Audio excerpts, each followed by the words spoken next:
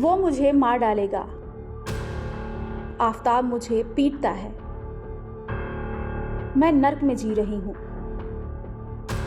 Please मुझे बचा लो। आफताब के साथ रहते हुए श्रद्धा को हर पल अपनी जिंदगी का डर सता रहा था, लेकिन वो उसे छोड़ भी नहीं पा रही थी। उसने अपने दोस्तों को बताया था कि वो एक ऐसी रिलेशनशिप में फंस गई है जहां उसके साथ मारपीट होती है। अपना घर छोड़ते ही आफताब के साथ उसका रिश्ता पूरी तरह बदल गया। आफताब न केवल शकी था बल्कि बेहद गुस्सैल भी था। एक बार श्रद्धा से उसका झगड़ा इस हद तक पहुंच गया कि श्रद्धा को अपनी जान बचाने के लिए अपने दोस्तों को बुलाना पड़ा। ऐसा भी झगड़ा हुआ था जब उसने मुझे व्हाट्सएप पे ऐसा मैसेज करके बोला कि प्लीज यहाँ मेरे घर पे आ जा, मुझे बाहर लेके जा, अगर आज रात को मैं इसके साथ घर पे रही तो ये मुझे मार डाले।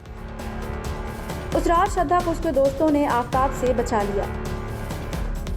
वहीं आफताब को चेतावनी दी कि अगर उसने श्रद्धा से मारपीट की तो पुलिस में उसके खिलाफ शिकायत दर्ज की जाएगी। उस रात तो श्रद्धा अपने दोस्तों के साथ चली गई, लेकिन 2 दिन बाद फिर से वो आफताब के पास लौट आई। ये बात ऐसी है कि मुलाकात हुई है उनकी, उसके बाद वो लोगों को साथ पसंद आया तो साथ में ही रहे। अब इसमें कुछ सच्चाई है जो हमको पता चलती है बाहर से, और कुछ चीज़ें हैं जो अंदर से हैं वो हम कभी नहीं जान पाएंगे। अब तो बिल्कुल नहीं जान पाएंगे कि वो क्यों साथ थे। एक तरफ श्रद्धा अपने दोस्तों को बताती थी कि वो अपनी रिलेशनशिप में बुरी तरह फंस गई है, तो दूसरी तरफ वो आफताब को छोड़ भी नहीं पाती थी।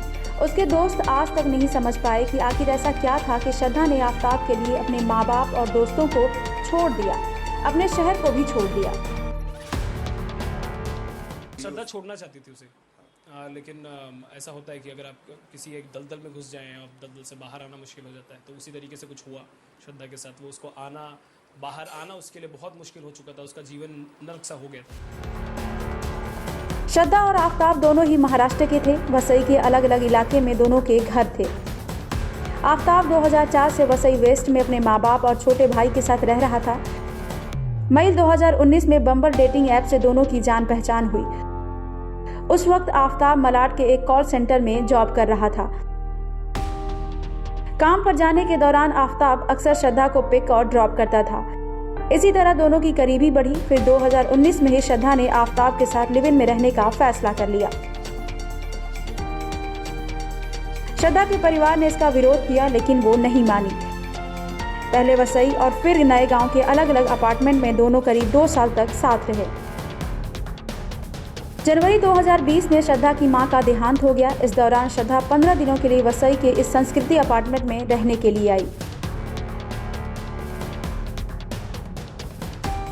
मीन टाइम जनवरी 2020 में उसकी माँ ऑफ हो गई। वो माँ ऑफ होने के वास्ते वो पिताजी को घर पे 15 दिन के लिए मिलने आई थी।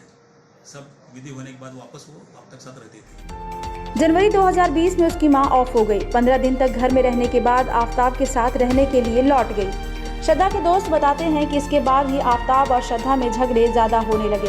आफताब श्रद्धा से मारपीट करने लगा। जुलाई 2021 में ही वो झगड़ा हुआ था, जिसके बाद श्रद्धा ने लक्ष्मण को बुलाया था। इसी साल मार्च में रिश्ते को बेहतर बनाने के लिए दोनों ने उत्तराखंड और हिमाचल घूमने का फैसला किया।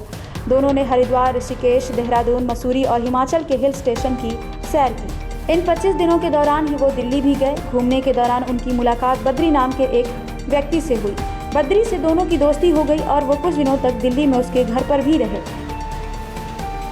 बद्री से मुलाकात के बाद ही दोनों ने दिल्ली शिफ्ट होने का फैसला किया।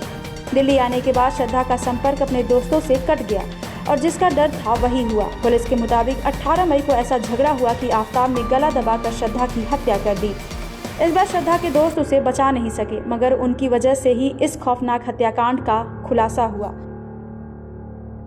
ब्यूरो रिपोर्ट, क्राइम तक।